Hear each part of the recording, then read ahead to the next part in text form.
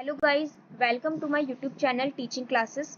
तो अभी जैसे कि आप जानते हैं कि बहुत दिनों से वीडियो नहीं आ रही थी, तो लेकिन अभी हमारे क्योंकि पेपर बहुत पास में आ गए हैं और हमारे कुछ टॉपिक्स है जो कि रह जाते हैं, तो जो कवर नहीं है उनको हम जल्दी जल्दी कवर करने की कोशिश करेंगे। तो जैसे कि यूनिट 4 तो हमने कवर ही नहीं करी थी बिल्कुल भी, तो वो रह जाती है, तो उसको कवर करेंगे और बाकी जो टॉपिक रह गए हैं वो जल्दी जल्दी कवर करने की कोशिश करेंगे। तो मैं यहाँ पे अभी आपको कवर करवाऊंगी, शॉर्ट में मैं आपको सारे टॉपिक समझा दूंगी, जिससे क्या हो कि सारे टॉपिक आपको समझ में आ जाए। ठीक है, बाकी अब इसमें जितनी भी सारी चीजें रह जाती हैं वो हम जल्दी जल्दी कवर करने की कोशिश करेंगे। ठीक है, तो इसमें डीप में नहीं समझाऊंगी, शॉर्ट में समझाने की कोशिश करूंगी।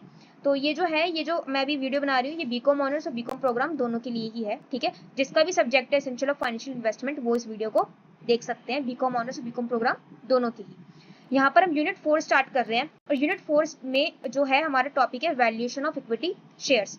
तो सबसे पहले हम स्टार्ट करते हैं जल्दी से। सबसे पहले वैल्यूएशन का मतलब क्या होता है? वैल्यूएशन का मतलब होता है किसी भी चीज की वैल्यू को पता करना, वैल्यूएशन करना। ठीक है, वैल्यूएशन मतलब किसी भी चीज की वैल्यू को डिफाइन करना, किसी भी चीज की वैल्यू को पता करना। यहाँ पर हम किसकी वैल्यू पता कर रहे हैं? इक्विटी शेयर्स की पता कर रहे हैं।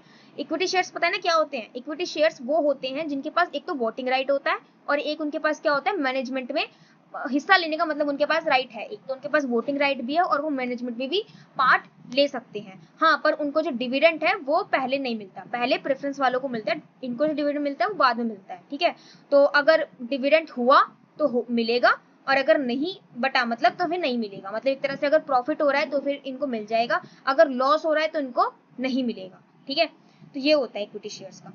तो अगर हम इक्विटी शेयर्स की अगर हम वैल्यू को पता करें, वैल्यूएशन करें ऑफ इक्विटी शेयर्स का, तो कैसे करेंगे? तो इसमें हम ये देखेंगे। देखो, सबसे पहले तो जब भी इन्वेस्टमेंट करते हैं ना स्टॉक मार्केट में, तो ना दो स्ट्रेटेजीज को ध्यान में रख के किया जाता है। ठीक है, वो दो स्ट्रेटेजीज कौन सी होती हैं? वो दो स्ट्रेटेजीज होती हैं, एक तो होती है हमारी एक्टिव स्ट्रेटेजी और दूसरी होती है पैसिव स्ट्रेटेजी। अब देखो, जो दोनों कभी कभी क्या करते हैं, जब स्टॉक मार्केट में इन्वेस्ट करा जाता है ना, तो या तो वो दोनों स्ट्रेटेजीज का यूज करते हैं, एक्टिव और पैसिव दोनों स्ट्रेटेजीज का। ठीक है, एक्टिव स्ट्रेटेजी भी यूज करेंगे, पैसिव स्ट्रेटेजी भी यूज करेंगे, या फिर कभी कभी ऐसा करते हैं कि दोनों में से किसी एक स्ट्रेटेजी को यूज करते हैं, या तो एक्टिव स्ट्रेटेजी को कर लिया या फिर पैसिव स्ट्रेटेजी को यूज कर लिया। ठीक है, तो दोनों स्ट्रेटेजी भी यूज कर सकते हैं, एक्टिव स्ट्रेटेजी और पैसिव स्ट्रेटेजी दोनों एक साथ, या फिर दोनों में से किसी एक को भी कर सकते हैं, एक्टिव स्ट्रेटेजी को भी और पैसिव स्ट्रेटेजी को भी। अब हम इतना स्ट्रेटेजी कर रहे हैं, होता क्या एक्टिव स्ट्रेटेजी और पैसिव स्ट्रेटेजी, वो समझो। देखो, एक्टिव स्ट्रेटेजी का मतलब होता है कि शेयर्स को तो खरीदना, मतलब एक तरह से शेयर्स में इन्वेस्ट करना, पर उन शेयर्स में इन्वेस्ट करना जो कि अंडर वैल्यूड है। अंडर वैल्यूड का मतलब समझो। देखो, इतना तो पता है ना कि जब भी हम शेयर को इशू करते हैं वो पार पे, प्रीमियम पे और किस पे करते हैं, मतलब पार पे और प्रीमियम पे मतलब करते हैं। ठीक है, तो हम बोलते हैं कि एक तो अंडर वैल्यूड है और एक ओवर वैल्यूड है। ठीक है, तो अब देखो, जब भी ओवर वैल्यूड का मतलब क्या होता है? ओवर वैल्यू का मतलब होता है कि शेयर की क्या है, वैल्यू बढ़ा के उसे बेच रहे हैं। जैसे कि देखो कैसे हुआ कि मान लो हमारा 100 शेयर्स हैं, 10 रुपए एक शेयर है। ठीक है, 100 शेयर्स हम क्या कर रहे हैं, लोगों में इशू कर रहे हैं, पब्लिक में इशू कर रहे हैं, और एक शेयर की कीमत 10 रुपए है। ठीक है, अब उसकी 10 रुपए है, लेकिन उसे ओवर वैल्यू करा हुआ है। ओवर वैल्यू मतलब उसे 12 रुपए के करके बेच रहे हैं, है तो वो 10 रुपए का, पर उसे 12 रुपए करके बेचेंगे तो फिर वो ओवर वैल्यू है। वहीं पर ही अगर हम उसे 10 रुपए का शेयर है और अगर उसको हम 8 रुपए में बेच दें, तो फिर वो क्या होगा, वो फिर अंडर वैल्यू होगा। ओके, मतलब क्या समझो कि अगर हम उसकी वैल्यू बढ़ा के दे रहे हैं, बढ़ा के बेच रहे हैं, तो वो ओवर वैल्यूड है। अगर उसकी वैल्यू हम कम करके बेच रहे हैं तो फिर वो अंडर वैल्यूड है। ठीक है, तो जब भी हम एक इस स्ट्रैटेजी का यूज करते हैं, एक्टिव स्ट्रैटेजी का यूज करते हैं, तो हम ये ध्यान में रख के करते हैं कि शेयर्स की क्या हो, अंडर वैल्यूड, मतलब शेयर्स की जो वैल्यू है वो कम करके बेची जा रही हो। मतलब 10 रुपए का शेयर है और लाइक वो 8 रुपए में बेच रहे हैं, तो हम फिर क्या करेंगे, अंडर वैल्यूड खरीद लो। ओके, दिस इज क्या है, दिस इज एक्टिव स्ट्रैटेजी। ठीक है, so there are two strategies, active strategy, passive strategy. ठीक है, हमने एक्टिव स्ट्रेटेजी को पढ़ लिया। नाउ सेकंड वाली हमारी जो है वो पैसिव स्ट्रेटेजी है। अब देखो, पैसिव स्ट्रेटेजी क्या है, इसको समझो।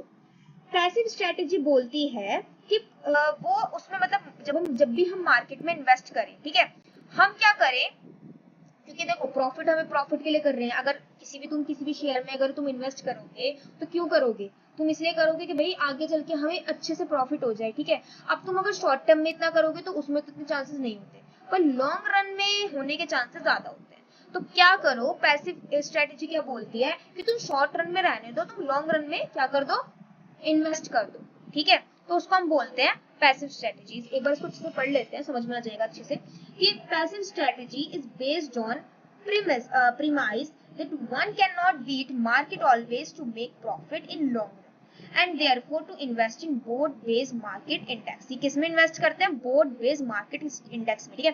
पेपर में इसको मेंशन कर देना, ठीक है, लिख कर आना कि क्या, कि कहां पर इसको इन्वेस्ट करते हैं, इसमें कहां पर इन्वेस्ट करते हैं? बोर्ड बेस्ड मार्केट में, मार्केट इंडेक्स में, ठीक है।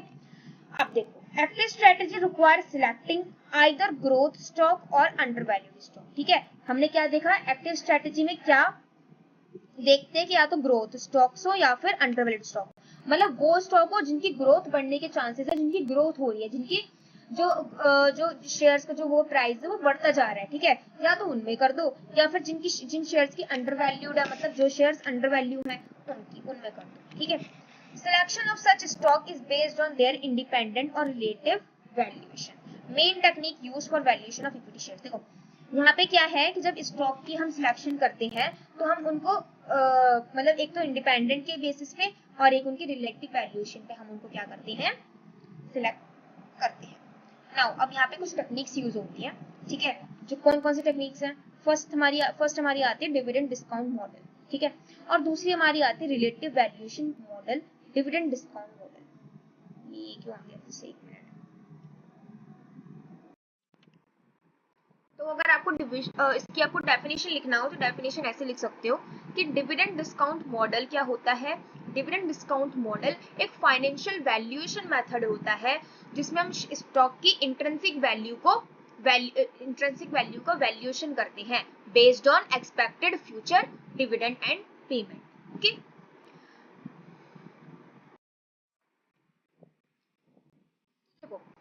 डिविडेंड डिस्काउंट मॉडल होता क्या है? देखो डिविडेंड डिस्काउंट मॉडल, डिविडेंड तो समझते हो ना क्या होता है? डिविडेंड क्या होता है कि जब भी जो लोग जैसे शेयर होल्डर्स होते हैं, ठीक है, चाहे वो इक्विटी शेयर होल्डर हो चाहे फिर वो प्रेफरेंस शेयर होल्डर हो, जब भी वो लोग